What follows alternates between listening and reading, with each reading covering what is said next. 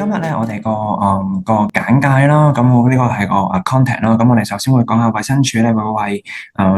小朋友啦，同埋BB 啦去做一啲學前兒童嘅視力普查啦，同埋學生健康服務。咁但係我哋咧就覺得呢一個係一個 screening 啦，咁係好嘅地方咧就可以幫助家長去 detect 個小朋友 BB 有冇啲眼睛嘅疾病。但係由於佢哋服務對象太多啦，咁所以檢查嘅內容同埋個深度都係有限啦。咁所以我哋會提倡家長去帶小朋友 BB 去做一啲叫綜合眼科視光檢查。咁所以喺講座開始咧，就會同大家講究竟一啲視力普查、啲 visual screening 同埋我哋成日講嘅全面眼睛檢查有咩唔同啦。咁會為家長咧去介紹一下啲常見嘅兒童眼睛問題啦、近視嘅成因啦、近視嘅影響、護眼貼士同埋一啲近視控制嘅方法。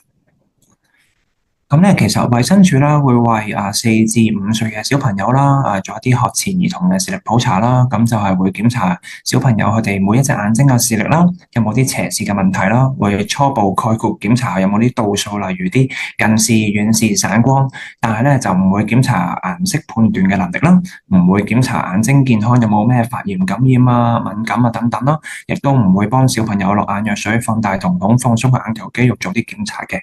咁去到小一至中六啦，咁就會有一啲學生嘅健康服務啦。除咗檢查身體之外，亦都會檢查視力嘅。咁其實小一至中六每一年，如果有幫小朋友子女報名嘅話咧，都會 check 下個視力，睇下睇嘢夠唔夠清楚啦。會喺小一嘅時候啦，檢查個立體感啦。會喺小六嘅時候睇下有冇啲食藥食慢嘅問題啦。咁但係亦都由於佢哋服務對象實在太多啦，咁所以每一個個案嘅時間亦都有限，咁所以就唔會檢查到眼睛健康或者係一啲落眼藥水、放大瞳孔嘅散瞳檢查啦。咁我哋會建議啦，家長帶小朋友 BB 啦去做一啲兒童綜合眼科視光檢查。咁呢啲兒童嘅眼睛檢查同大人有咩分別咧？其實就同大人差唔多，不過咧會更加着重係一啲我哋叫 binocular vision 雙眼協調嘅技巧。咁陣間就會再詳細去講嘅。咁一個全面嘅眼睛檢查啦，我哋會包括問診啦，會包括檢查眼睛睇遠睇近嘅視力啦，檢查個度數啦，檢查雙眼協調嘅 coordination 嘅技巧啦，食藥食慢嘅檢查啦，眼壓嘅量度啦，眼睛外部內部健康嘅檢查，最尾咧會為家長啦去分析翻成個檢查嘅結果啦，同埋俾啲建議咁樣嘅。咁陣間喺接下來嘅內容就會逐樣再講。咁問診啊，咁我哋見到個小朋友啦，就要問翻爸爸媽媽點解帶 BB 小朋友嚟驗眼啦？係純粹冇驗過眼，所以就想嚟檢查有冇問題，定係發現佢有啲病徵咁樣咯？有冇啲譬如病徵可能係捽眼啦、好大力眨眼啊、有啲眼膠、眼屎分泌物啊、蒙豬眼啊、控到好埋去讀書寫字打機啊等等，要了解翻呢個小朋友啦，以及爸爸媽媽家族成員嘅眼睛同埋身體嘅病歷啦，問翻小朋友嘅身體發展嘅情況，有冇一啲長期服用嘅藥物，有冇啲敏感嘅病歷，同埋睇嘢嘅習慣等等。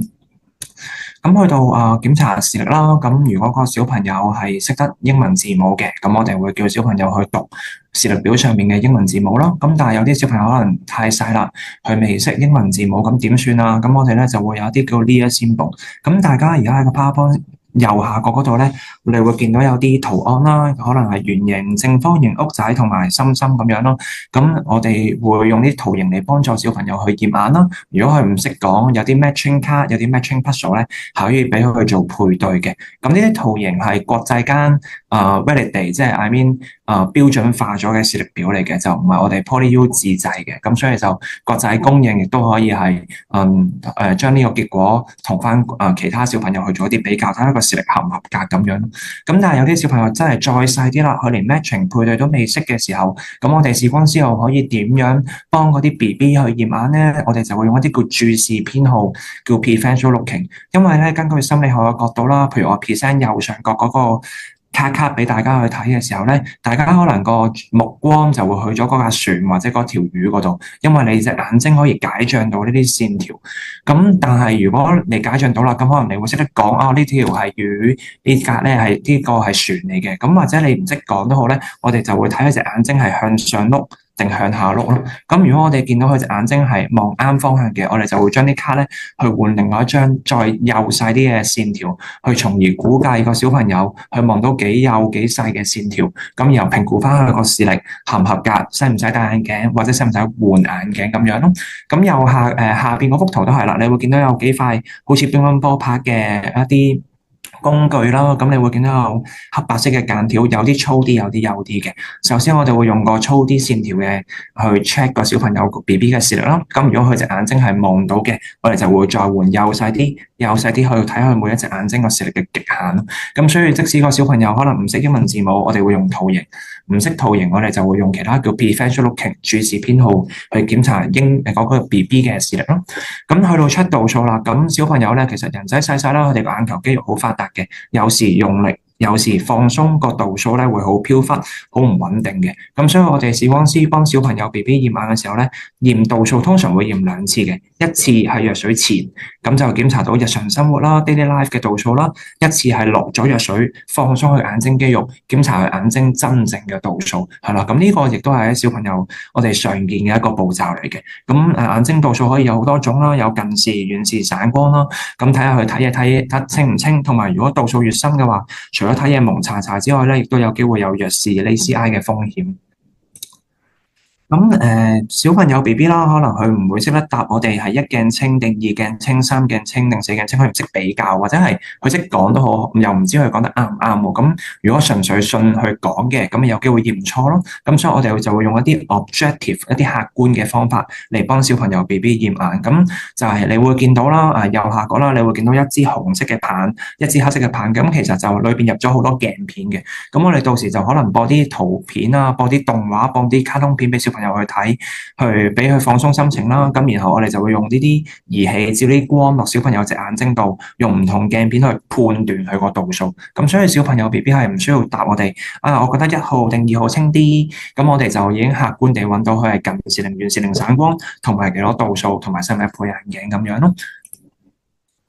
咁頭先講過啦，我哋會落一啲藥水落眼睛度啦，放鬆個小朋友去排除一啲假近視嘅可能性。因為小朋友如果眼睛肌肉係太緊張，唔識得放鬆，咁就有機會有假近視啦。假近視嘅意思即係可能個小朋友驗出嚟有200度，但係其實實質上咧真嘅度數係0度，咁嗰200度就係假近視咯。咁尤其是小朋友如果佢長期好近距離去讀書寫字打機啊，唔休息啊，連續睇1個鐘2個鐘咁樣冇適當休息。個眼睛個睫狀肌個 ciliary muscle 就會長期去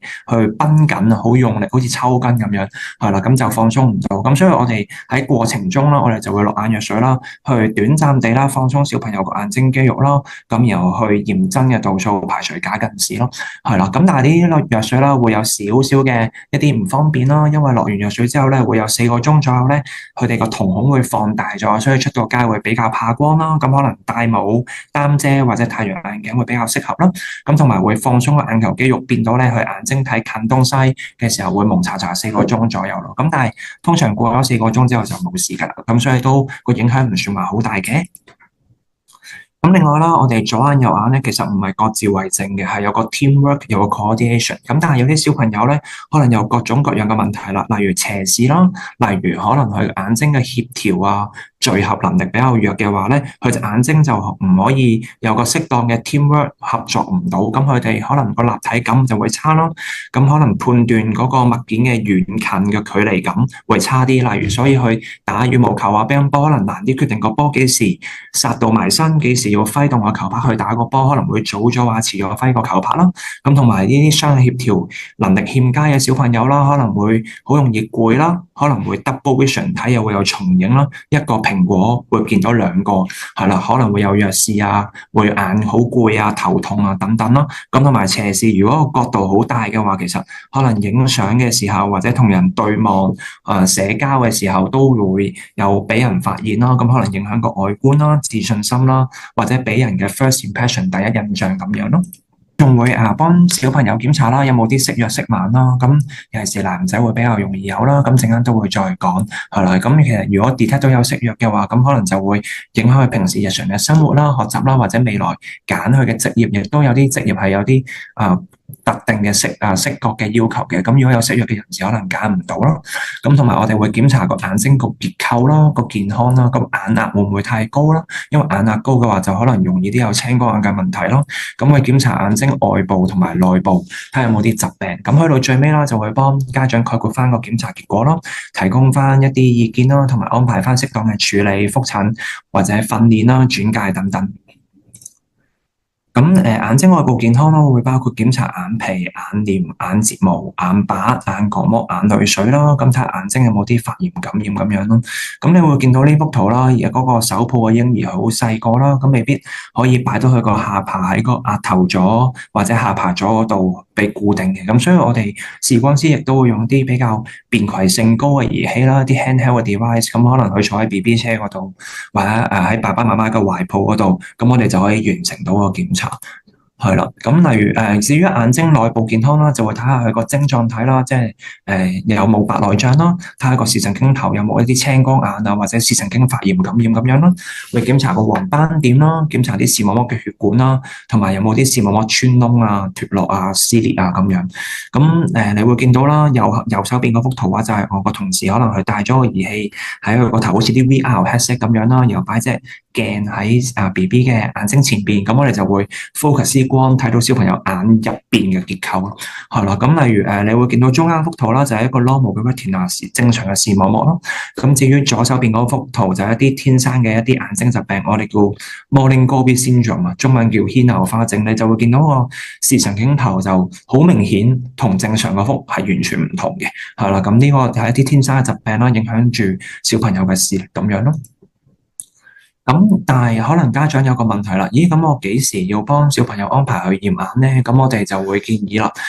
如果係有家族眼睛嘅問題，例如可能爸爸媽媽係有啲好深嘅度數嘅，或者係弱視啊、斜視啊，或者啲眼睛疾病嘅問題，或者係你發現到小朋友 BB 有啲病徵啦，即係例如可能成日蒙住眼睇嘢啊，好近距離讀書寫字打機啊，好大力好頻密咁樣眨眼啊、捽眼啊，或者有側頭仔、斜頭仔嘅話，咁就唔好等啦，盡早檢查。咁但係如果佢冇病徵嘅話咧，其實根據翻啲美國嘅眼科視光學組織啦，佢哋都建議咧1歲之前咧就最好幫 BB 咧去安排做第一次驗眼，睇下有冇啲先天性嘅眼疾或者一啲眼睛發展嘅異常，係啦。咁其後咧3歲之後咧，每年都要驗眼啦，睇下佢嘅眼睛嘅度數啦、視力啦、雙眼協調技巧啦、眼睛健康啦，去評估佢哋有冇啲弱視或者斜視嘅風險，確保視覺功能咧係可以應付到佢哋學習嘅需要。咁呢度分享少少個案啦，我哋有位視光師嘅同事啦，咁佢就生咗個 BB 女啦。咁其實 BB 女一切都健康正常嘅，咁去到6個月大啦，就揾我幫手幫 BB 女驗眼啦。點知一驗咧就驗到佢兩隻眼睛有650度嘅散光，咁其實係一個好深好深嘅度數啦。咁就但係爸爸媽媽咧本身係冇咁高散光嘅，或者係 BB 女佢亦都係一個個 birth history 係好正常，即係順產啊、足月啊，咁亦都冇一啲遺傳性嘅疾病。咁但係就亦都爸爸媽媽唔覺有病徵嘅，係啦。只不過見BB 6個月大啦，咁可以驗眼啦，咁我哋就幫佢安排啦。點知一驗就驗到有650度散光，咁就要好嚴密，唔係即係好緊密咁樣跟進。係啊，咁所以奉勸大家即使你見到個 BB 女、BB 仔隻眼睛好精靈喎、好靚喎，咁但係都其實你唔知佢入邊有冇啲結構性嘅疾病，有冇啲度數，咁所以最好都驗驗會穩陣啲。係啦，咁我哋有好多便攜性高嘅驗眼儀器啦，即使個小朋友可能佢未必可以擺到個下巴仔啊頭仔喺個喺個架嗰度晾住個下巴嘅，係啦。咁我哋可以喺爸爸媽媽懷抱啦、BB 車啦去做。咁我哋可以用呢啲 portable 嘅 device 可以驗到啲度數啦，檢查到眼壓啦，可以影到眼底相啦，檢查到個外部內部嘅健康啦，咁提高個可測性。咁呢度啦就會分享0至5歲幼兒嘅視覺發展嘅里程碑啦，啲 milestone 啦。咁其實 BB 出世6個星期，即係大概可能1個半月啦。咁佢哋咧就會開始對啲光線咧會有啲反應嘅，即係可能開窗簾有自然光、太陽光曬到入屋啦，佢哋可能會望一望啦。可能影相有啲 flashlight 有啲閃光燈，佢哋又會望一望啦。咁但係佢哋可能會對光線比較敏感啦，咁所以一有強光嘅時候，佢哋就會眨眼啦。跟住又會眼仔碌碌咧，周圍望咯。咁但係喺呢個時候咧，佢哋仲未識得淨係隻眼睛喐，睇頭唔喐嘅。咁所以，譬如佢哋想望左邊嘅時候咧，佢哋眼睛同個頭咧就會一齊移向左；望向右邊咧，眼睛同埋個頭仔咧就會一齊移向右咁樣嘅。係啦，就唔會識得淨係眼睛喐咁樣。係啦，咁去到3個月大嘅時候啦，佢哋識得將個視線啦由一個物件轉移去另一個物件啦，我哋叫呢啲叫跳視啦。係啦，將個視線由一個位置跳去另一個位置啦。咁同埋如果前面可能爸爸媽媽喐緊嘅時候，佢哋隻眼睛又會跟住喐啦。係啦，咁亦都會望住啲caretaker，即係可能係爺爺嫲嫲抽佢嘅，咁就會眼睛發呆竇咁樣望住爺爺嫲嫲啦。去到6個月大嘅時候啦，咁佢哋開始對聲線都會有啲反應啦。係啦，咁可能有人出聲，佢哋隻眼睛就會望向嗰度啦。係啦，咁佢哋開始會望啲遠啲嘅東西啦。去到12個月大，即係1個月嘅時候啦，咁可能咧佢哋就會有個 convergence 鬥雞眼嘅現象啦，即係物件移近嘅時候咧，佢兩隻眼睛都會一齊向內轉去聚合去聚焦咁樣嘅。係啦，咁同埋佢哋個注視能力咧開始會比較好啊。係啦，會個 fixation 比較好，咁可以望一啲物件、一啲環境可以維持耐啲嘅時間咯。係啦，去到2歲左右啦，咁佢哋就開始識得手眼協調嘅能力就會好啲啦。可能咧就會識得拎住個球體，即係拎住個三角形放落一啲 puzzle 嗰度啦。係啦，咁可能開始會睇下圖書啊，去揾一啲物件啊，去指住一啲物件同埋人啦。咁同埋眼睛就可以有個追視嘅能力啦。即係譬如 let's say 有隻蝴蝶飛嘅，咁佢哋隻眼睛就可以追住蝴蝶飛行嘅軌跡咁樣咯。去到3歲左右咧，佢哋個視力慢慢會正常咁樣發展啦，咁可以坐喺正常距離，例如 sofa 去睇到電視咯。咁去到4歲嘅時候，可能就有啲更加高層次嘅一啲手眼協調能力啦，即係例如可能砌積木啊、Lego 啊、穿珠仔啊咁樣咯。咁同埋開始可以跟住畫到啲簡單嘅圖形咁樣啦。去到5歲嘅時候咧，佢哋個顏色嘅判斷能力啦，或者係啲 contrast 啲對比度咧，亦都會比較好咯。咁同埋就可以喺正常距離咧拎住本書去睇咁樣。咁所以如果你發現啦，如果你個小朋友可能搣唔到呢啲 milestone 喎，咁可能就最好盡快揾翻眼科視光師啦、眼科醫生啦，或者係兒科醫生去查詢咁樣啦。咁跟住就會講下啲常見嘅兒童眼睛問題啦。咁例如有啲度數啦，即係度數嘅咧，其實就分3樣嘅：近視、遠視、散光。咁我哋先講右下角嗰啲圖先啦。你會見到有3幅嘅，中間嗰幅就係正常眼睛冇度數。你會見到咧啲光線咧就會經過角膜啦、個 cornea 啦，經過藍色嗰個晶狀體啦、嗰個晶體聚焦到去紅色嗰個位置，我哋叫視網膜。咁由於嗰個光線可以準確地聚焦喺視網膜啦，咁所以嗰個小朋友就冇度數，同埋個視力係正常嘅。但係如果好似左邊嗰幅圖咧，嗰個眼睛係比較短嘅話咧，個視網膜嗰個光線就會聚焦喺視網膜嘅後邊，形成遠視。如果係右邊嗰幅圖，隻眼睛個長度比較長嘅話咧，光線就會聚焦咗喺視網膜嘅前邊，係啦，就形成近視啦，係啦。咁所以呢度幾幅圖就介紹咗冇度數啦、近視同埋遠視。咁至於左手邊嗰啲圖咧，左下角嗰幅圖咧就會介紹散光啦。咁如果你個眼角膜個弧度係比較平均嘅話咧，你會見到啦，光線一樣啦，經過角膜 cornea，經過晶狀體嗰個 lens 啦，就會聚焦喺紅色嗰地方視網膜啦。咁但係如果你個角膜係弧度不一嘅，好似個欖球咁樣嘅，一邊長一邊短嘅話咧，咁你會見到啲光線咧就亂七八糟啦。有啲光線就可能成功聚焦喺視網膜嗰度，有啲咧就喺前邊，咁呢啲就叫散光咯。咁其實無論近視定遠視定散光，當個度數係比較深嘅時候咧，其實都影響住佢個視力啦。可能睇黑板、白板、projector睇唔到啦，咁就要經過透過戴眼鏡啊、戴隱形眼鏡去改正咁樣咯。咁度數同視力有咩分別咧？有時家長會有時 mix up 咗啦、混淆咗啦。咁度數就正如頭先所講啦，就講佢屈光不正嗰個 refractive error 嘅程度啦。咁就包括遠視、近視、散光啦，就透過戴合適度數嘅眼鏡或者隱形眼鏡嚟矯正啦。咁對於我哋眼科視光師嘅臨床作用就係判斷個小朋友有冇患上弱視嘅風險啦。因為如果度數越深嘅話咧，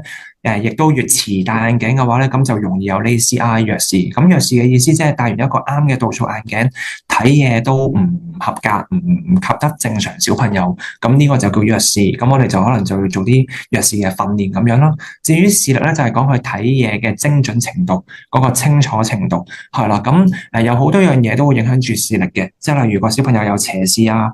有好深嘅度數問題，或者有啲眼睛結構嘅疾病，例如可能白內障、黃斑病變，咁都會影響個視力嘅，係啦。咁所以個小朋友可能佢兩隻眼睛都冇度數，咁咪唔使戴眼鏡咯。但係如果佢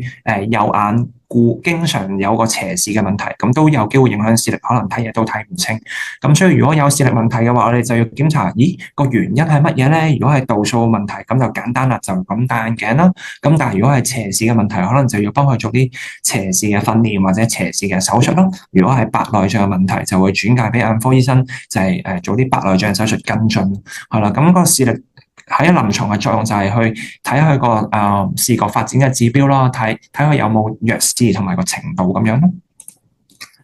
咁先講遠視先啦。小朋友人仔細細啦，眼球比較短，一出世咧多數就會有遠視嘅。咁慢慢年紀越嚟越大啦，佢越嚟越高啦，咁眼睛都會發育噶嘛，咁眼睛就會越嚟越長啦。咁眼睛長咗嘅話咧，個遠視嘅儲備呢個數量就會越嚟越少，係啦，用下咧，用到變零咧，咁就冇晒遠視，冇晒儲備，再眼睛拉長咧就會變近視啦。咁所以咧，其實小朋友係咪零度數冇度數最好咧？其實唔係嘅，要有適當嘅遠視，係啦，係一個緩衝，一個 buffer，令到個小朋友冇咁快變近視。咁所以如果你遠視太少，就好快變近視。咁你話啦，係咪遠視越多越好咧？又唔係喎，因為物極必反，太多遠視咧，其實佢睇嘢都係蒙啦，睇嘢都係唔清楚，都係要戴眼鏡，甚至有機會弱視或者斜視嘅。咁所以咧，太多又唔好，太少又唔好，係啦。咁如果遠視太多嘅話啦，其實睇嘢都會蒙查查啦。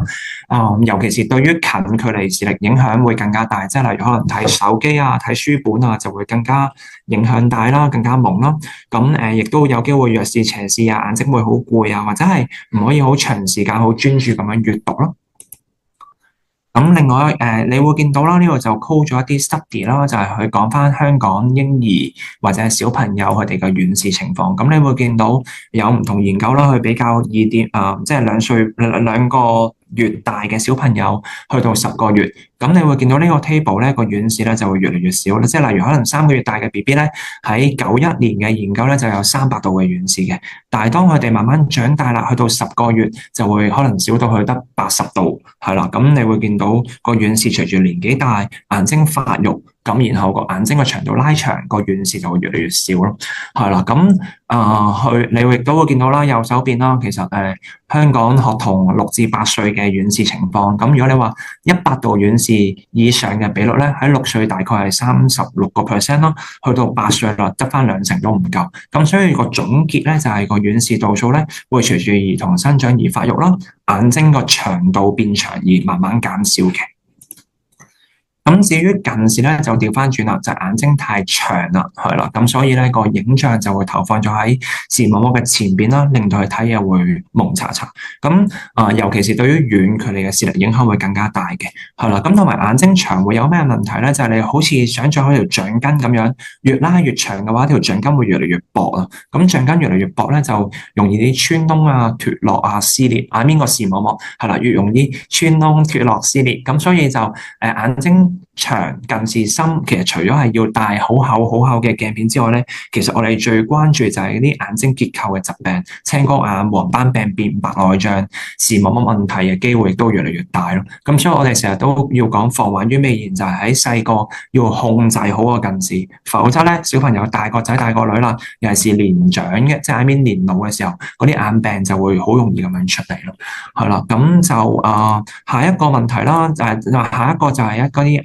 香港嘅研究啦，去講一啲近視嘅情況。咁你會見到啦，譬如睇右手邊嗰幅圖畫啦，嗰個 table 咧就講6至12歲係小學嘅歲數啦。咁其實50度以上嘅比率咧，喺6歲嚟講大概係18% 左右啦。但係去到12歲，可能講緊小6啦，就去到6成嘅，係啦，咁所以小朋友越嚟越大個咧，可能你會發覺，咦，可能同一個年班、同一個年級嚟講，可能多過一半要戴眼鏡都唔出奇，係啦。咁香港同埋其他亞洲好多唔同地區國家一樣啦，南韓、日本、台灣、中國、新加坡，其實出晒名都係近視比較深嘅。除咗基因嘅問題啦，亦都係同個學習個風氣啊，或者學習嘅 style 啊，都好有關係啦。係啦，咁所以就你會見到好多東方嘅地區國家咧，其實都係個近視比率比較高嘅。咁所以近視度數啦，會隨住兒童生長而發育啦，眼睛變長而慢慢加深啦。咁而且香港兒童近視嘅問題亦都係日趨嚴重啦，好似個疫症咁樣一個 pandemic 啊，根本係好多好多都會有呢個問題。咁至於散光啦，咁散光大部分都係先天性嘅，都係天生嘅。咁其實3歲之前啦，由於小朋友仲係細，個變化會比較大啦。但係3歲之後咧，個度數變化會比較細，相對會比較穩定。咁散光對於視力嘅影響咧，其實睇遠睇近嘅程度都差唔多嘅。但係夜晚散光嘅影響就會比較大啦，係啦，即係因為夜晚嘅時候啦，燈光唔夠啦，瞳孔會放大咗，咁所以個散光問題咧會比朝早一個 lighting 足夠嘅時候咧就會更加嚴重。咁如果係散光深嘅話，一樣啦，會容易啲有弱視啦、斜視啦，眼睛會比較攰啦，同埋會有機會有重影 double vision 係啦。咁介紹完近視遠視散光啦，就想為大家介紹下腦神經同埋眼睛肌肉啦。咁其實咧，每一隻眼睛咧都有6條眼外肌去控制住嘅。咁呢啲肌肉咧係會由3條腦神經去支配住啦，分別係因為原來人咧有12條腦神經嘅，咁其中3條分別係第3、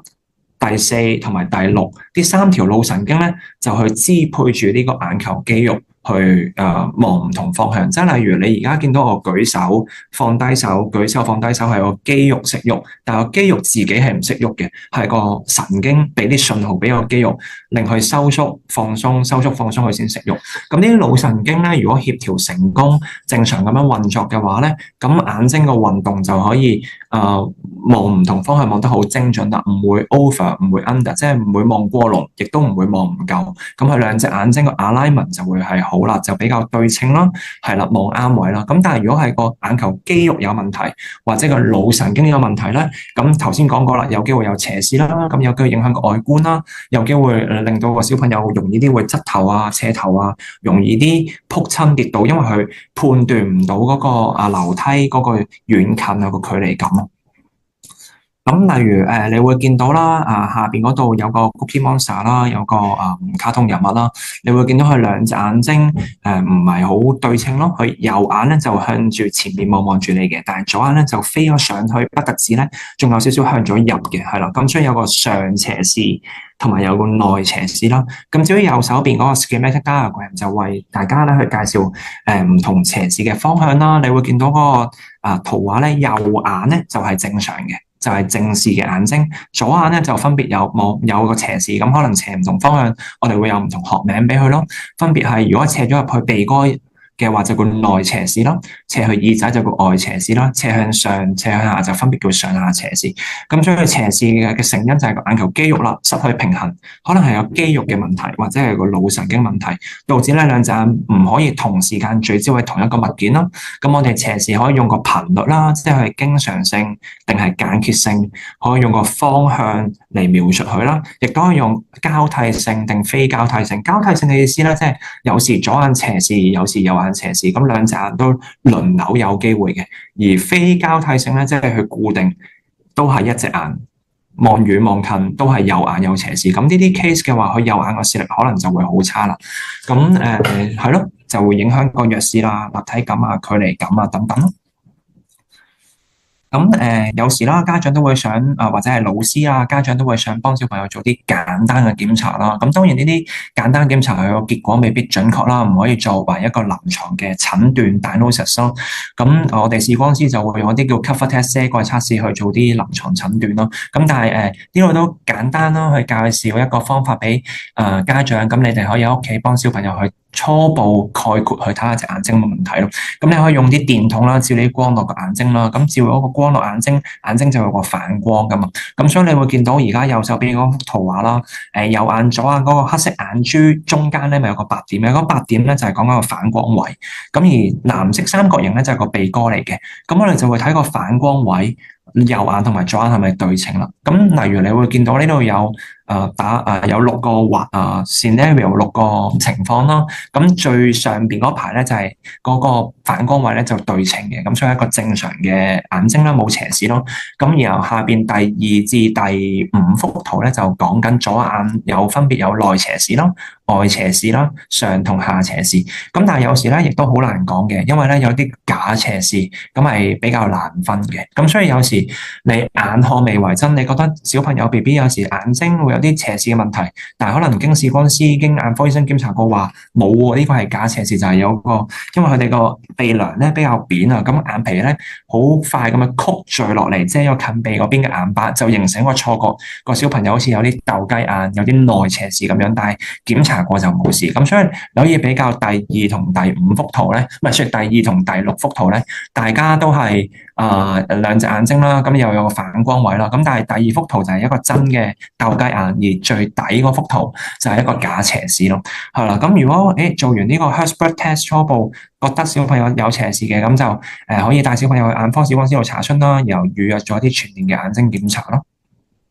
咁因為有啲真實嘅個案啦，咁你會見到咧，呢個小朋友啦，我哋就叫佢望唔同位啦，咁去影啲相做個記錄啦。咁我哋先睇中間嗰幅圖先，係啦。咁其實咧，你見到佢左眼右眼啦，右眼俾我圈住咗，點解咧？因為原來佢右眼咧有少少上斜視嘅。咁同埋咧，當個小朋友望向左邊埋左上角嘅時候咧，你見到佢隻眼睛唔係好對稱嘅，所以俾我哋圈住咗。咁原來呢個小朋友咧就有一啲右眼第四條腦神經嘅麻痹啦，或者癱瘓啦。咁如果我哋將幅圖放大，同埋擺一條紅色線咧，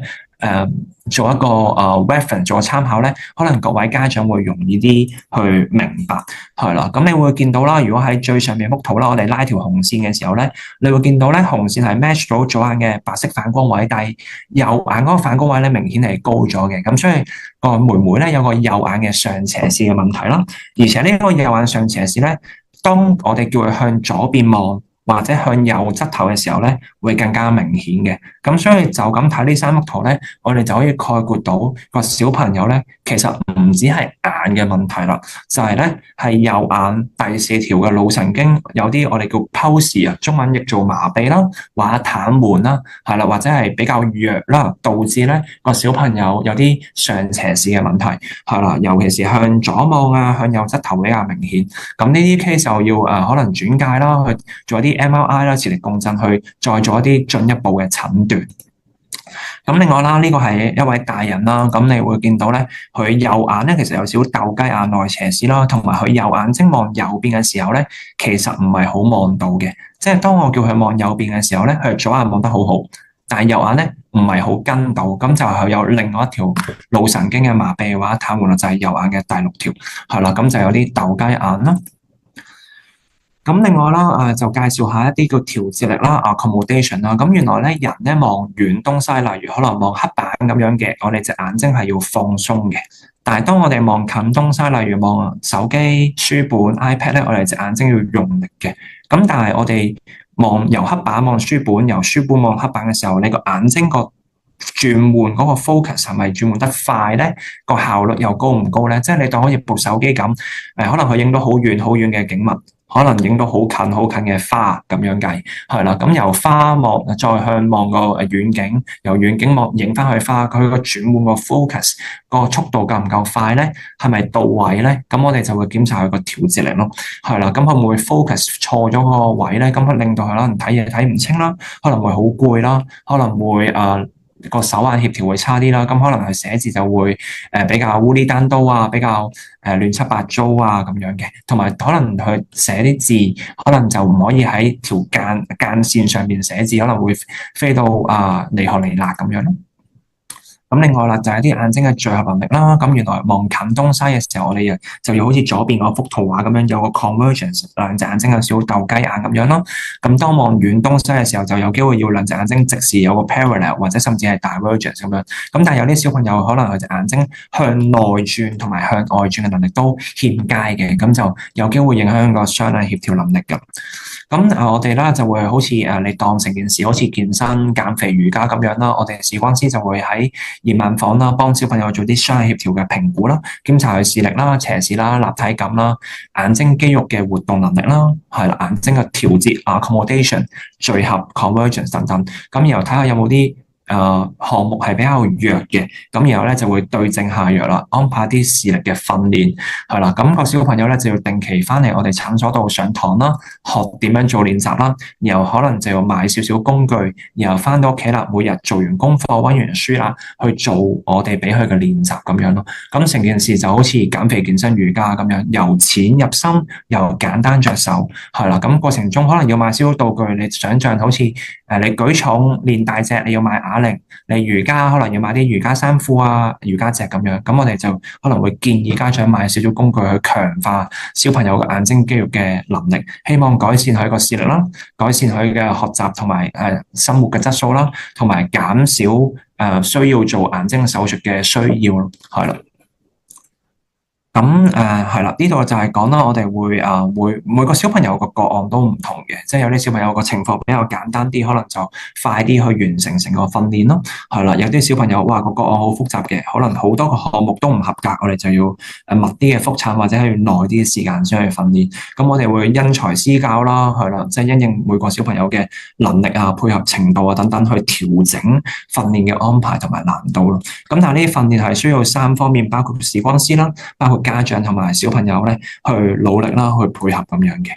咁另外啦，亦都驚小朋友可能會悶啦。咁你都知道悶嘅時候可能會唔合作、唔配合，做唔到訓練。咁做唔到訓練個成效咪差咯。咁我哋亦都有啲 Apps 啦，咁去喺 App Store 度揾到啦，去下載咗之後，我哋就可以透過一啲應用程式、一啲 Apps 咧，去幫小朋友做訓練。咁其實呢兩幅圖畫咧，就係一啲 3D 立體嘅圖畫嚟嘅。咁所以如果你係立體感夠犀利，你嘅聚合能力係夠強，你嘅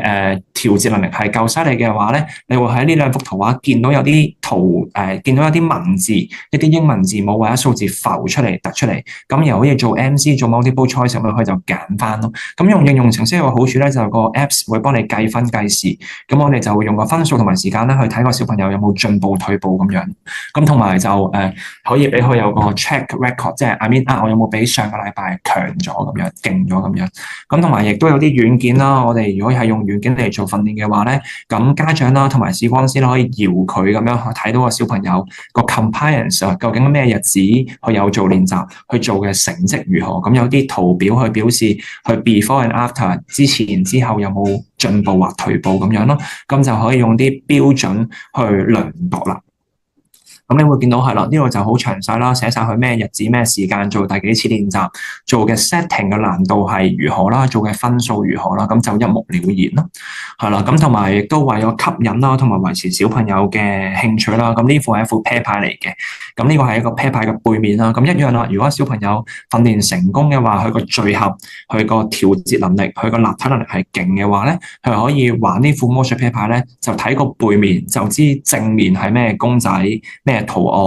案，乜嘢數字或者英文係啦，咁可能就會增加個訓練嘅趣味性啦，係啦，咁可能同爸爸媽媽玩潛烏龜啊、記憶嘅遊戲啊、抽大細啊，咁佢就可以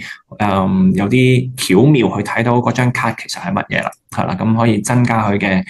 配合程度咯。咁家長常問嘅問題包括啦，喂，小朋友有斜視係咪一定需要做手術啊？其實唔一定嘅，有啲個案如果好嚴重嘅話，老實講訓練的確未必幫到佢，可能真係要先見眼科醫生去做嗰個斜視手術，然後先翻嚟做訓練。但係亦都有部分嘅個案咧，可能個情況唔係好嚴重嘅時候咧，手術未必係急需嘅，或者係未必係一個唯一嘅選擇，甚至有啲個案咧，可能唔做手術做眼睛嘅協調訓練咧就更加好。咁所以我哋會做一啲評估啦，去睇下佢個歲數啦，佢個視力啦，佢個兩隻眼睛嘅協調技巧啦，佢個斜視情況啦、立體感、調節聚合能力等等一籃子嘅因素，去幫家長分析佢需唔需要去做手術。如果唔做手術嘅，或者係唔需要咁急考慮做手術嘅話咧，我哋就會安排去做訓練，去強化佢個眼睛嘅能力咯，去希望減少或者延遲做嗰個手術嘅需要咁樣。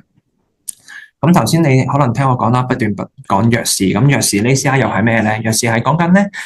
嗰個 patient 啦，嗰個病患者啦，戴咗一個合適度數嘅眼鏡之後咧，佢個視力仍然未可以達到嗰個歲數嘅標準。咁成因咧主要分為三大類嘅。咁第一類就係一啲度數嘅問題啦，例如一啲深嘅遠視、深嘅近視、深嘅散光，或者兩隻眼有啲鴛鴦眼啦，兩隻眼個差距比較大。舉個例，可能我右眼係0度冇度數嘅，但係左眼有成800度遠視，咁兩隻眼差距800度，咁就可能會導致去某一隻眼睛個視力就會比較差咯。第二就係斜視啦，你會見到中間幅圖咧嗰個卡通人物啦，右眼就正常嘅，但係左眼就飄咗去左邊耳仔，就有個外斜視咯。至於第三個問題咧，就比較少見、罕有啲嘅，係啦，一啲先天性嘅白內障，係啦，或者先天性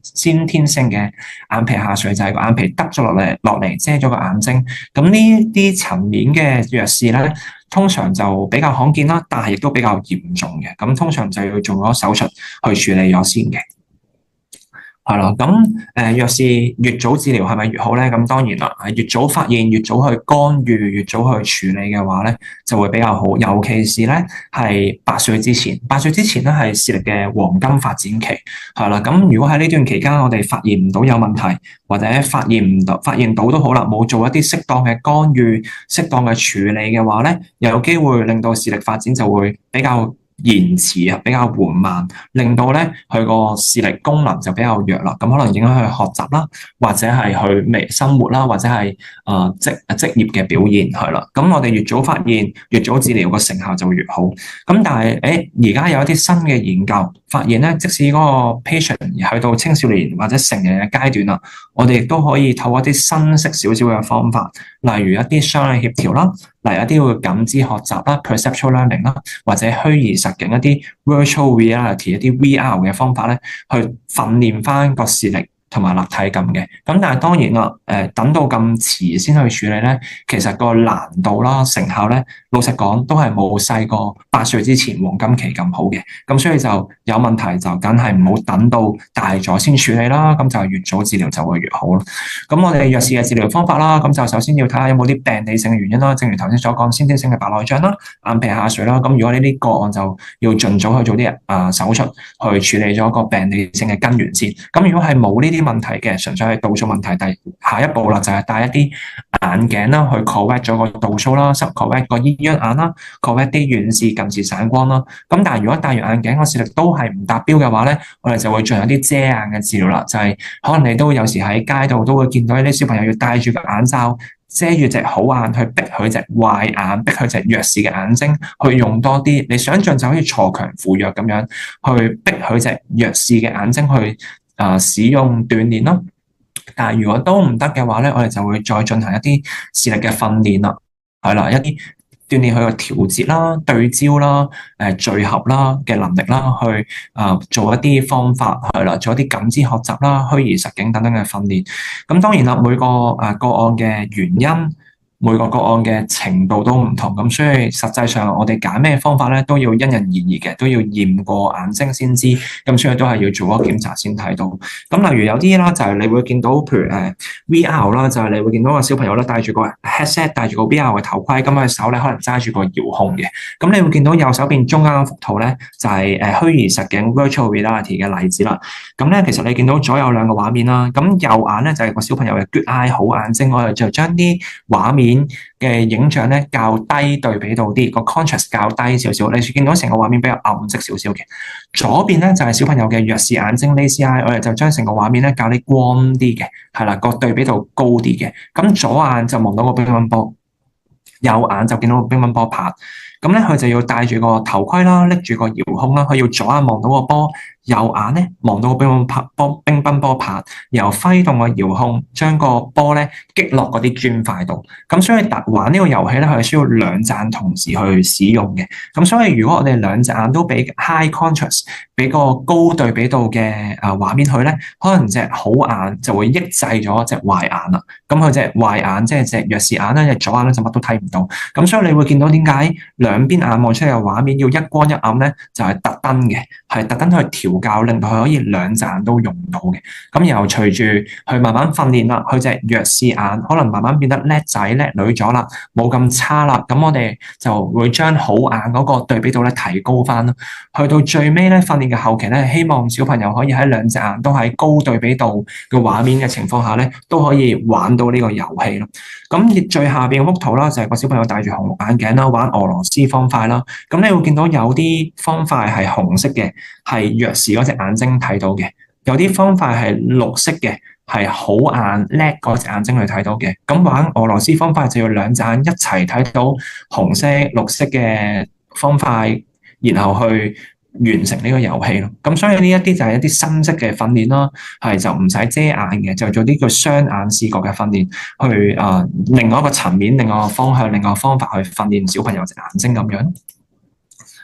咁跟住就講色弱啦。咁色弱咧，大部分都係先天遺傳嘅。咁通常嘅色弱咧，都係影響男仔啦，因為基因染色體排序嘅關係啦。大概有7至8%嘅男仔咧會有色弱，女仔都有機會，不過個比率好細啊，即係細過1%左右。咁通常都係紅綠色嘅色弱嘅，係啦，尤其是係綠色比較明顯。咁其實我哋唔同顏色啦，就係三原色，即係紅綠藍去溝出嚟嘅，即係唔同嘅percentage 溝出嚟。咁你會見到啦，下邊幅圖啦，你會見到紅色、綠色、藍色咧。如果紅溝綠嘅，可能就係黃色咯；紅溝藍嘅，可能係偏粉紫色咯。係啦，咁所以就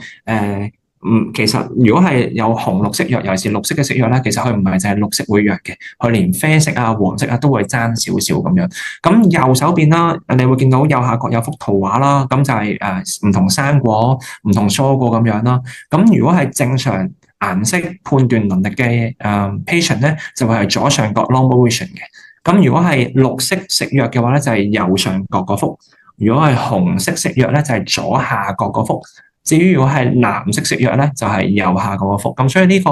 4個格仔啦，就係俾大家去感受下正常色覺嘅人係望到點樣。紅色、綠色、藍色色弱嘅，又會望出嚟個世界又係點樣？咁遺憾嘅咧就係暫時嚟講咧，色弱咧冇任何根治嘅方法啦。咁但係樂觀啲咁諗咧，佢唔會惡化嘅。咁但係有啲職業咧係對於顏色判斷能力咧會比較講究嘅，例如可能藥劑師啦，你要分啲藥丸嘅顏色啦。例如你係想做一啲執法機關，例如警察啊、消防啊、懲教啊等等咧，如果你係有色弱咧，所以 sorry 都係做唔到嘅。同埋就係飛機師啦，係啦，飛機師對顏色嘅判斷力都好講究嘅。咁所以如果你係有色弱嘅話咧，我哋要盡早去發現啦。咁然後同翻爸爸媽媽講啦。咁可能喺未來小朋友揀佢嘅學科、揀佢嘅職業咧，都要俾啲輔導咯。咁頭先講嗰啲咧，啲 visual function 啦、視覺功能啦，咁跟住就會講啲眼睛健康啦。咁可能小朋友啦，眼睛污糟糟啦，咁可能會容易捽眼，容易有好多眼膠眼屎啦。咁有時係一啲眼睛嘅分泌物過剩啊，一啲眼睛嘅發炎。你會見到右上角咧嗰幅圖啦，就係我啲位小朋友好似7至8歲到啦。你會見到佢上眼皮咧嗰啲眼睫毛咧已經唔可以用一條條嚟形容啦，係一束束。點解會一束束咧？就係因為有好多眼膠眼屎分泌物咧，佢冇清潔好啊，咁啲分泌物污糟糟咧就會積聚喺個眼皮邊緣啦，個 eyelid margin 啦，咁然後咧就會將佢幾條眼睫毛咧黏埋晒一齊，係啦，咁有好多眼垢喺度，咁同埋你會見到咧，佢右下角嗰幅圖咧，嗰個眼皮邊緣咧唔 smooth 嘅，唔平滑嘅，你會見到佢粒粒突突嘅，係啦，咁然後我哋將佢條眼睫毛咧掹咗出嚟啦，咁然後放喺顯微鏡嗰度咧，就其實見到咧眼睛有啲寄生蟲，有啲蟲蟲咧生咗眼睛度，你會見到咧而家成個 PowerPoint 啦，正中間嗰度啦，你會見到有一條眼睫毛啦，嗰個就係 lashes 啦，咁你會見到上邊咧有個透明色嗰個咧就係條蟲蟲嚟嘅，原來隻眼睛污糟糟嘅時候咧，有機會有啲蟲咧係喺個眼睛度寄生啦，咁會繁殖啦，咁令到佢眼睛痕。係啦，咁所以咧個處理方法咧，我哋就要注意個眼睛嘅清潔啦。咁朝頭早洗面嘅時候咧，要用乾淨嘅毛巾啦，抹個眼皮、眼簾、眼睫毛，係啦，係啦。咁同埋如果眼睛污糟糟嘅話咧，就可能做啲熱敷咯。咁乾淨毛巾啦，濕啲熱水扭乾佢之後咧，瞓喺床，眯埋眼睛，將個熱毛巾咧鋪喺個眼睛上邊。咁每日做1至2次，每次15至20分鐘咧，都會有啲幫助嘅。咁但係如果眼睛真係好污糟、好邋遢嘅話咧，用水、用毛巾清潔係唔夠嘅，可能就要買一啲眼皮嘅清潔產品去清潔個眼睫毛同埋個眼皮邊緣咯。咁另外啦，就係小朋友個眼皮，即係佢哋個鼻骨、鼻梁比較扁咧，咁眼皮會生得比較近眼睛嘅，咁眼睫毛咧就容易倒生、篤傷隻眼睛。咁你會見到咧呢幅圖畫點解係綠綠地顏色嘅咧？就係我哋落嗰啲熒光劑落眼睛度，去將眼角膜咧受損、爆拆嘅細胞咧染咗顏色。你會見到咧，呢啲眼睛咧就好多一點點啦，係啦，就係其實一啲損咗一撇，已經唔係用一點點嚟形容啦，因為佢損嘅範圍好大啊，係啦，一撇撇嘅，係啦，咁所以咧佢一點點一撇撇嗰啲咧就係個眼角膜 cornea 受損嘅細胞，咁你會見到個範圍咁大咧，其實可能就影響佢視力啦，同埋容易啲眼睛發炎感染嘅，係啦，咁當然啦，呢啲個案我哋唔希望個小朋友再捽眼啦，因為捽眼咧，帶埋啲眼睫毛咧，更加刮隻眼，咁就有機會個受傷情況更加嚴重啦。同埋就帶埋手嘅細菌上眼咧，容易啲發炎啊、感染啊咁樣咯。係啦，咁如果係眼睫毛倒生嚴重嘅，就要轉介俾眼科醫生去做啲眼皮嘅手術。係啦，如果唔嚴重咧，可能滴翻啲人造淚水滋潤翻就 OK 噶啦。即係你當好似皮膚乾燥爆拆咁樣，我哋搽翻啲 hand cream，令到受損嘅細胞康復啦、平滑啦，咁就令到佢冇咁損得勁咯。咁頭先講係一啲常見嘅病例啦，咁而家會介紹啲罕有啲嘅病例，就係譬如先天性嘅青光眼。咁呢個 BB 見我哋大概係2歲半啦，係啦，就係最下邊嗰幅圖。咁咧其實喺驗眼房就見佢隻眼睛咧好大嘅，係比正常小朋友咧隻眼睛係大嘅。咁我哋用間尺去量度啦，係啦，就見到咧佢個眼珠咧其實有成12至13mm 咁大嘅，咁係遠遠大過正常嘅finding。咁其實如果係咁大嘅眼睛咧，望落好似好靚啦，但係咧其實再仔細啲睇咧，其實佢隻眼有少少混濁嘅，係啦，咁咧其實我哋就會驚係有啲先天性嘅青光眼啦。咁叫翻媽媽俾我哋，一啲 BB 以前細個啲嘅相啦，咁你會見到上面有兩幅咧就再細啲啦，可能係出世1-2個月咁樣啦。你會見到咧最上面幅圖咧又係啦，隻眼珠係比較大啦，比較混濁啦，暗啞無色啦，同埋右手邊嗰幅圖咧，你會見到咧佢右眼係會有啲眼水流嘅。你話係咪小朋友喊咧？其實就唔係，因為如果喊通常兩隻眼都有眼水噶嘛，咁但係佢左眼係冇眼水，右眼就有眼水。咁其實呢幾幅圖畫咧都係指向咗一個眼病，係罕有嘅眼病，先天性嘅青光眼。咁就係佢個眼壓亦都比較高啊，正常眼壓水平係10至21啦，但係嗰日幫個小朋友量度都35至40咁樣咯，係啦。咁就最遺憾嘅 case 就係太遲發現啦。我哋見佢嘅時候係2歲半，咁2歲半我哋即使轉介去眼科醫院嗰邊跟進啦，但係由於0至2歲半呢30個月佢都冇一個適當嘅干預咧，咁所以佢即使之後做咗好多手術，而手術係成功冇後遺症都好咧，老實講佢之後嘅視力發展都係比較差嘅。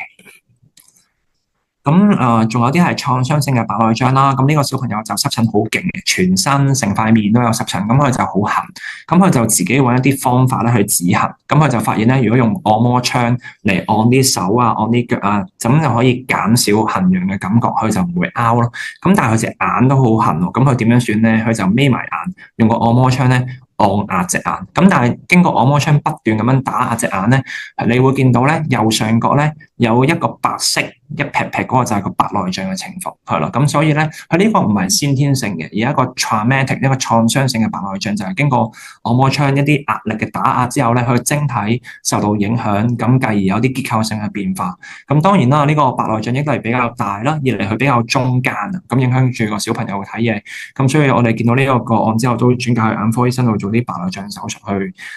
去處理咯。係啦，咁所以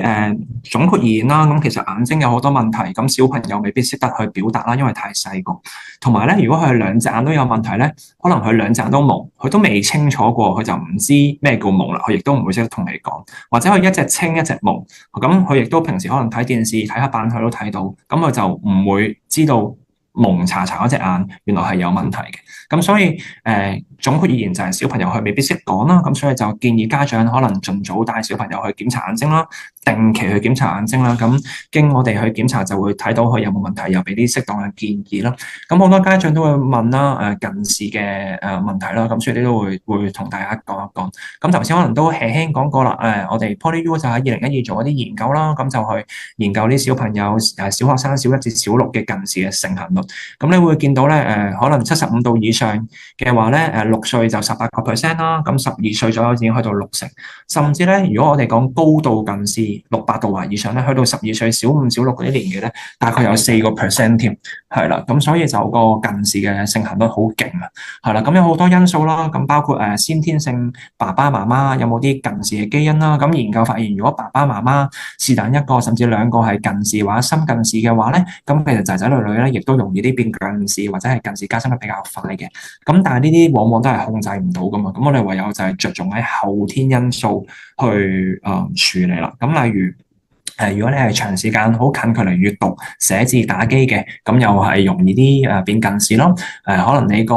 房間你做功課嗰個台面個光線係唔足夠嘅，又會差啲啦。然後你戶外活動時間比較少，又係會爭啲啦。咁所以如果譬如你返學，你朝8晚3，即係8點至3點幾、4點幾先放學，咁然後你放學可能有各式各樣嘅補習班啊、興趣班，其實好多時都係 indoor 室內，調翻轉戶外嘅活動時間比較少咧，又係會爭啲嘅。同埋有研究指出啦，如果你嘅居住環境比較狹窄嘅話咧，又係容易會有近視嘅。咁所以你會見到咧，香港由於地少人多啦，我哋居住嘅環境未必會好闊落咯，係啦。咁然後香港嘅學習嘅風氣好勁咯，係啦，可能好多各式各樣嘅興趣班、補習班，學業壓力都比較大，係啦，讀書亦都讀好多，亦都好多學校開始用啲電子教學啦，用啲平板電腦嚟教嚟做一啲教學。咁可能個小朋友要用啲平板電腦做啲 project 啊，搜尋啲資料，咁變咗好多後天嘅因素，好多環境因素咧，會驅使我哋嘅小朋友咧容易啲變近視嘅，係啦。咁亦都你會見到咧，有啲小朋友可能揸得比較低啦，個拳頭遮咗個筆尖啦，咁又會令到佢哋睇唔到個筆尖落筆嗰個位，咁可能又會容易令佢側頭啊、斜頭啊嚟睇嘢，咁就更加衰多兩錢重啦。因為一嚟個距離近啦，二嚟個頭仔或者個膊頭已經遮有啲光線，咁啊變得冇咁多。咁所以你會見到右下角嗰個咧就係一個中國嘅一啲學校嘅 setting 嚟嘅，佢就喺個學生台度啦，加咗個架啦，晾住個下巴，唔俾個小朋友咧控到太埋去寫字讀書咁樣。咁近視控制嘅重要性啦。咁點解要控制近視咧？就係頭先都可能講過少少，就係佢眼睛長咗嘅話咧，其實視網膜會薄咗啦，咁容易增加各項眼疾嘅風險啦，包括白內障、黃斑病變、視網膜嘅穿窿脫落啊、青光眼等等。咁所以近視唔係淨係戴眼鏡，唔係視力嘅問題，而係最重要就係眼睛健康問題。因為如果有呢啲眼睛健康問題，可能要做手術啦。咁個花費個金錢可能又會高好多啦。二嚟就係個風險亦都比較大啦。三嚟就係即使做完手術都唔包保可以恢復正常視力嘅。咁所以我哋要細開始去控制個近視咯。咁喺呢度就俾大家感受下啦，唔同眼病啦。咁左上角咧就係正常嘅視覺啦，你會見到有兩個小朋友拎住兩個波啦。咁成個畫面就好清楚嘅。咁如果你係有黃斑病變嘅話咧，就係你個中央視力會受到影響。你隻眼，如果你係望住兩位小朋友嘅面孔咧，你中央視覺即係嗰兩個小朋友嘅面孔咧就會蒙查查，反而咧周邊嘅環境咧就會睇得正常嘅。咁而右下角就係模仿青光眼啦，就調翻轉啦，就係中間 OK，側邊蒙查查，甚至係睇唔到。我哋呢啲叫 tunnel vision， 就係你個視野睇嘢嘅範圍慢慢收窄，係啦。咁你淨係望到隧道中間嘅嘢，隧道以外嘅嘢咧，你係睇唔到嘅，係啦。咁可能影響你日常嘅行路啊、揸車啊咁樣咯。即係例如你喺一個好人多、好熙來攘往嘅街道，可能你會冇信心去行嘅，因為你好容易會撞到側邊嘅事物啦、側邊嘅人啦等等。咁至於左下角就模仿白內障，咁白內障咧就係整體都會蒙嘅，即係唔關中間定側邊蒙查查，係成個都會蒙咁樣，但係又未至於蒙到睇唔到嘅。咁你會見到右上個黃斑比面就係影響中央咯。咁唔止矇咁簡單啦，係直頭睇唔到嗰個人樣添嘅。咁就有好多人會問，咦？咁大個仔大個女做激光矯視、微小矯視，即係所謂嘅 LASIK 啊、SMILE 咪得咯？咁其實 LASIK 啊、SMILE 嗰啲矯視嘅手術啦，係可以減少嗰個 patient 對於眼鏡或者隱形眼鏡嘅依賴。係啦，可能佢由要戴眼鏡變到唔使戴，係啦，咁可能就望落去可能自然啲啦，可能個 outlook 會又靚仔靚女啲啦，咁可能個自信心會好啲。但係咧，佢嘅眼睛個長度其實都係會咁長嘅，唔會因為你做完 LASIK 或者 SMILE 咧個長度會縮翻短嘅。咁所以你個眼睛風險嘅問題咧，其實都喺度，係啦。咁所以我哋唔可以話，而家唔控制近視，等到大個仔大個女一筆清，用手術嘅方法矯走個度數咪得咯。咁但係嗰個方法只係令你唔使戴眼鏡啫，唔會令你嘅眼睛變得健康咗嘅。咁所以都係嗰句啦，喺細個嘅時候啦，要控制個近視啦，唔好俾佢深得太快，唔好俾個眼睛長得太快啦。咁有咩簡單嘅護眼小貼士啦？咁其實都係啲老生常談啦，家長日日夜夜餓小朋友都係可能都係講呢啲啦。咁其實最有用咧就係多啲戶外活動。咁有研究顯示啦，如果小朋友每日都有1至2小時嘅戶外活動咧，陽光係會促進眼睛多巴胺啦、多巴胺嘅同埋維他命 D 嘅分泌啦。咁呢兩樣嘅分泌咧，可以減慢遠視流失、減慢近視嘅形成嘅，係啦。咁戶外活動日間做會好過夜晚做，因為夜晚冇咗陽光已經爭啲㗎。咁其次第二啦，就係要足夠嘅燈光啦，唔可以太暗啦，適當嘅坐姿同埋閱讀距離啦。咁眼睛同個書本啊、同個 iPad 啊、同個手機啊，保持40厘米嘅距離啦。咁同埋揸筆寫字嘅時候，嗰支筆唔好俾個手仔擋住咗嗰個視線咯。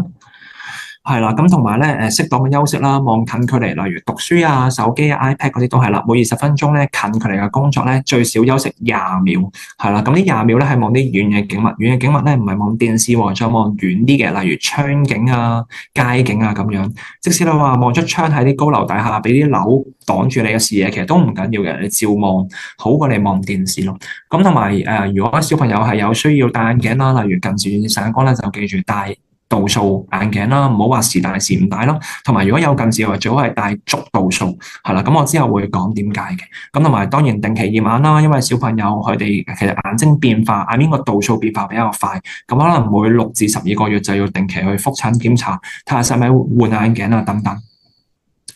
咁如果有爸爸媽媽在旁啦，可能係就會發覺小朋友如果控到個手機或平板電腦太埋，可能就會拉翻遠少少。咁但係有時爹哋媽咪翻工，未必長時間睇到嘅。咁呢個就介紹少用一啲科技啦，一啲小貼士去管理個熒幕距離咯。咁呢個係一個蘋果啦 Apple 嘅 iOS 嘅 system 啦。咁如果你個 iPhone 或 iPad 咧係有 Face ID 嘅功能，同埋如果你個 iOS 嘅系統咧係17或以上咧，你可以喺個設定喺個 setting 嗰度咧撳熒幕使用時間。然後咧再撳熒幕距離，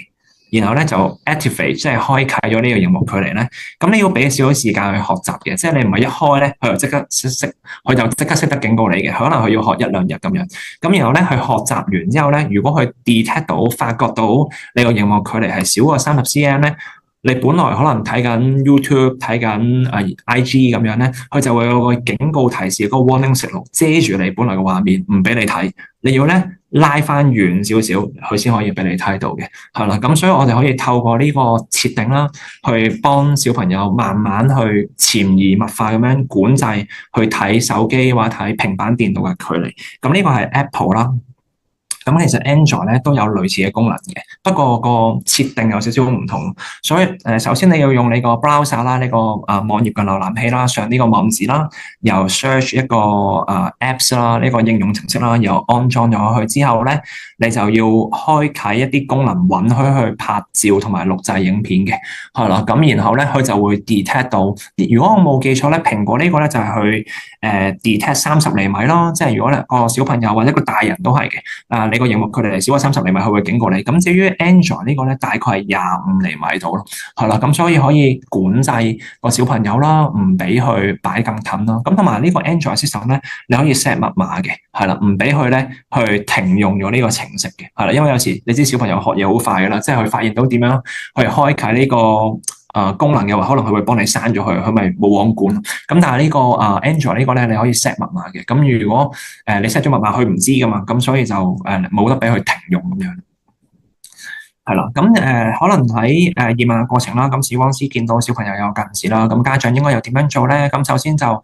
聽視光師嘅建議啦，咁視光師就一般可能會叫小朋友戴一啲單光嘅眼鏡啦，去令佢睇嘢清楚，可能上堂睇黑板白板就睇得清楚，咁嘅學習就冇受到影響咯，係啦，咁可能喺定期覆診啦，可能講4至6個月啦，去覆診睇下個近視有冇加深，加深得快唔快？咁如果不幸地加深得快嘅話咧，咁視光師可能會建議用一啲科研實證嘅方法啦，去控制近視。咁其實可能各位家長喺你哋細個求學階段咧，有近視只係要戴眼鏡，有近視加深只係換眼鏡。咁嗰啲眼鏡其實只係令你睇嘢清嘅啫，就冇控制近視嘅療效嘅。咁但係原來啦，事隔多年啦，我哋已經有啲科學研究證實咧，有啲辦法咧，可能可以控制個近視，唔俾佢加深咁快嘅。咁但係有啲家長有啲迷思，有啲謬誤就係，咦，有近視係咪一定要戴眼鏡咧？可能聽人講越戴越深喎，其實唔關事嘅。咁有好多研究去講過咧，其實戴眼鏡係唔會越戴越深嘅，反而調翻轉，如果你有近視唔戴眼鏡，個近視加深咧，通常就會越嚟越快添，係啦。咁近視加深主要受好多先天環境，唔係先天遺傳啦，或者後天環境嘅因素影響啦。咁環境因素頭先講過啦，你嘅戶外活動啦，你嘅光線啦，係啦，你個睇嘢嘅距離啦。咁但係就唔係因為你戴眼鏡而令到你近視加深，係啦。咁就未有證據顯示長期戴眼鏡會令到個近視加深速度會變得更加快啦。反而咧調翻轉咧，就係你唔戴有機會深得更加快。咁亦都有啲人會問你，咦，近視應唔應該配足度數啊？配足度數會唔會令到近視加深更加勁啊？咁亦都係啦，有研究顯示咧，如果 under correction 將個度數特登去減低咧，反而會更加快。咁所以最 ideal 最理想咧就係 just fit 啱啱好。譬如你200度近視，最好係配足200度。你配少咗或者配多咗咧，都有機會令到近視加深速度更加快嘅。咁當然啦，有啲個別例子，例如有啲小朋友一驗已經驗唔到800度近視。咁如果一嚟我俾800度近視嘅鏡片佢，可能佢會蒙，唔係蒙，即係更加暈啊，即係可能會頭暈啦，容易撲親跌倒啊。咁所以第一副眼鏡可能我哋就做啲適當嘅調整，較淺啲，令佢容易適應啦。然後第二副眼鏡先會配翻足咁樣，係啦。咁好讓佢比較舒服啦，冇咁容易頭暈頭痛咯。咁我哋有咩科研實證可以控制近視咧？咁主要分為光學同埋 optical 啦，同埋藥物兩大類啦。咁藥物嘅話咧，就要需要醫生咧去處方一啲叫阿托品 atropine 嘅藥水啦。咁至於光學方法有唔同啦，有啲係一啲眼鏡係啦，一啲咧隱形眼鏡嘅。咁陣間都會為大家去簡介下。係啦，咁但係究竟揀邊個方法好咧？我哋就會去睇翻成個小朋友嘅個案啦。咁例如個小朋友可能去運動比較多嘅，例如可能去踢波啊、游水啊、體操啊，咁可能就較為適合用一啲隱形眼鏡嘅方法咯。因為可能做呢啲運動比較方便啲嘅。但係如果個小朋友隻眼睛係比較敏感嘅，佢可能容易眼睛敏感啊、發炎感染，咁可能調翻轉嚟隱形眼鏡就未必適合啦，就用一啲眼鏡就會比較好。咁所以都要因人而異嘅，要睇翻小朋友嘅需要啦，佢嘅課外活動嘅情況啦，咁又睇翻佢眼睛有冇啲眼病啊等等，咁我哋就會建議唔同方法。咁咧單光眼鏡啦 ，single vision 眼鏡即係我哋平時普通眼鏡啦。咁普通眼鏡就可以成功可以將個影像投放翻喺視網膜嘅中央，改善視力，睇嘢就會清楚。咁但係咧，你會見到咧，如果喺周邊 peripheral 嘅視網膜咧，影像就會聚焦喺周邊嘅視網膜後邊，咁咧就會形成一個叫遠視離焦 hyperopic defocus。咁所以單光眼鏡即係令你睇嘢清嘅啫，就係冇幫助你控制近視，冇幫助你控制眼睛長度。咁所以如果你眼睛戴咗呢啲普通眼鏡嘅話咧，佢係冇辦法可以延遲個加深嘅。咁我哋就會用一啲近視離焦原理嘅鏡片啦，咁就雙管齊下啦。咁咧就係咧要將個影像投放喺中央視網膜，係啦，咁就會個視力就會睇嘢清啦。咁但係將周邊嘅視網膜咧由後邊移翻去前邊，即係你會見到咧而家呢度啦嗰個左邊嗰幅圖畫啦，有個藍色嘅彎線，係啦，我哋叫 hyperopic defocus 啦。你會見到嗰個光線咧就會聚焦喺視網膜後邊。咁如果係咁嘅話咧，眼球就會不斷拉長，個近視就會不斷咁樣加深，就好似頭先呢幅圖畫咁樣，係啦。你會見到咧嗰個虛線彎線，你會見到咧個視網膜中間咧冇錯，喺個視網膜橙色點嗰度咧就喺個中央，咁所以佢睇嘢清咯。但係喺周邊咧喺嘅，係啦，咁佢就會睇嘢，唔係就會容許嗰個近視會加深。你會見到呢個位啦，我而家圈住呢個啦，就係中央嘅視網膜啦。咁影像投放喺呢度就會睇嘢清，係啦。但係咧，如果喺周邊視網膜咧，個影像就會投放喺視網膜後邊。咁所以咧，個眼球咧就可以不斷拉長，咁然後眼睛嘅度數就會不斷加深啦。咁呢個就係單光眼鏡嘅不足之處啦。咁但係咧，如果用一啲光學原理啦，咁我哋就會咧將個影像咧投放喺中央視網膜，咁所以咧睇嘢就會清啦。咁但係周邊視網膜咧就有個藍線喺視網膜後邊嘅拉去前面，拉去紅線嗰度，咁咧從而咧去抑制個眼球嘅拉長，抑制個近視嘅加深，係啦。咁呢好多唔同嘅光學產品，包括眼鏡啦，或者隱形眼鏡啦，都係用呢一招叫近視離焦，係啦，Myopic Defocus 去控制個近視嘅。係啦，包括有啲叫 OK 鏡啦、Off-OK 啦，咁呢一啲係一啲夜晚戴嘅一啲硬性隱形眼鏡啦，透過改變個眼角膜嘅形狀啦，去矯正個近視。咁佢個好處咧就係你夜晚瞓覺豬戴啦，之後再起身除咗之後咧，有機會令到你咧早上、中午、夜晚咧都唔使戴眼鏡，咁可能你做嗰啲運動會比較方便啲咯。咁當然啦，你係要每晚戴住先有呢個效果嘅情況，就好似你牙齒咁樣啦，係啦，去戴一個牙套、牙箍去改變啲牙齒嘅弧度啊、形狀啊等等，係啦。咁研究顯示啦，咁戴咗呢啲 OK 鏡啦，咁可能控制個近視成效大概45%至60%啦。咁適合啲需要表演啊、運動嘅小朋友啦。咁但係如果你太深度數嘅，例如本身呢個近視散光好深嘅，可能你朝頭早起身咧，你都係要戴眼鏡嘅。係啦，就唔係呢啲一般情況咯。咁同埋你要由於戴眼鏡戴隱形眼鏡啦，有機會可能眼睛容易啲發炎感染啦。咁所以你個衛生意識要高嘅，你啲步驟要跟得足嘅，即係要清潔啊、消毒個鏡片要做得好仔細，否則咧就容易啲會發炎感染啦。咁同埋你係需要較頻密嘅覆診嘅，同埋對於小朋友嘅配合程度會比較高嘅，始終佢係可能要自己去戴、自己去除個隱形眼鏡，或者係佢自己太細個啦，唔識啦，可能爸爸媽媽幫佢戴，咁但係都要小朋友一定程度嘅配合咯。咁呢個係夜晚戴嘅，係啦，我哋叫 OK 鏡 Ortho Keratology。咁有啲咧就係朝早戴嘅，日間戴嘅隱形眼鏡，咁佢戴住嚟返學啊、上堂啊咁樣咯。咁一樣啦，戴隱形眼鏡啦，我哋個安全啊、衛生意識啊要比較高啦。咁同埋戴呢個係日間戴嘅，咁就唔建議戴住個 contact lens 嚟做一啲水上活動啦、游水啦或者係瞓覺嘅，係啦。咁但係呢個就比較 flexible 啲咯，即係你係可以唔一定每晚都要戴嘅，即係你嗰日你有需要做嗰啲運動啊、表演啊，你可以朝頭早起身返學前戴咁樣咯。咁就呢啲亦都係好多時都係daily disposable，即係日拋式嘅，即係 I mean 你今日戴完，夜晚返到屋企你除咗佢啦，咁就唔使洗，咁你聽日就戴對新嘅 contact lens，會比較乾淨衞生少少。咁但係一樣啦，衞生意識要高嘅，同埋要定期覆診。但係佢有個缺點就係大部分呢啲隱形眼鏡咧都係未能矯正個散光嘅，咁所以如果個散光度數比較深咧，未必咁適合戴。咁有啲咧就係一啲眼鏡片啦，咁就係用啲特別嘅設計啦，又係用啲光學嘅離焦啦，咁就比較簡單啲，因為係非入侵性嘅，唔需要好似隱形眼鏡咁點到隻眼啦，咁所以亦都比較容易處理，比較容易適應，咁就冇副作用，咁亦都係啱一啲再比較細啲年紀嘅小朋友咯，係啦，咁但係唔好處嘅當然啦，佢會比一般鏡片會比較貴啲嘅，係啦，咁同埋咧，我哋要做啲離焦鏡上去咧，我哋要比較大啲嘅鏡框，即係鏡架個高度咧要有3厘米左右咯。係啦，3 cm 左右。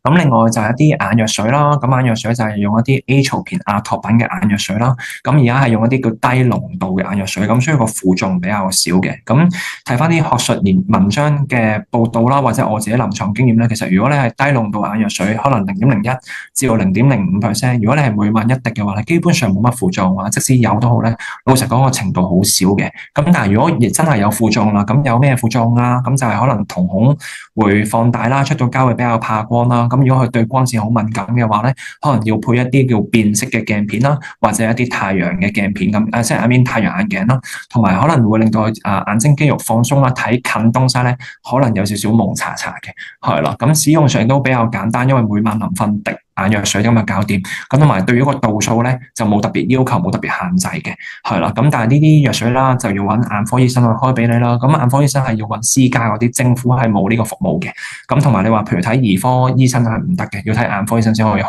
到呢啲，係啦。咁但係你滴藥水就只係控制個近視啦，但係你原先有嘅近視散光你都係有噶嘛，睇嘢都係蒙，你都係要戴眼鏡令你睇嘢清。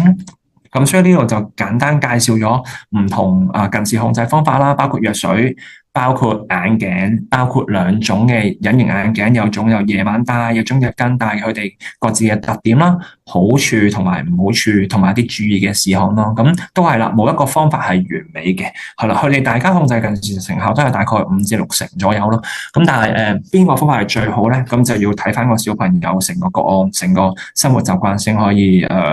俾到啲適當嘅建議你。咁其實香港好多地方而家視光學嘅發展都越嚟越好啦，好多眼鏡鋪或者視光學診所都有提過啲全面嘅眼睛檢查啦。咁我哋 PolyU 啦，亦都有個眼科視光學診所啦。咁就唔一定要係 PolyU 嘅老師或者學生先可以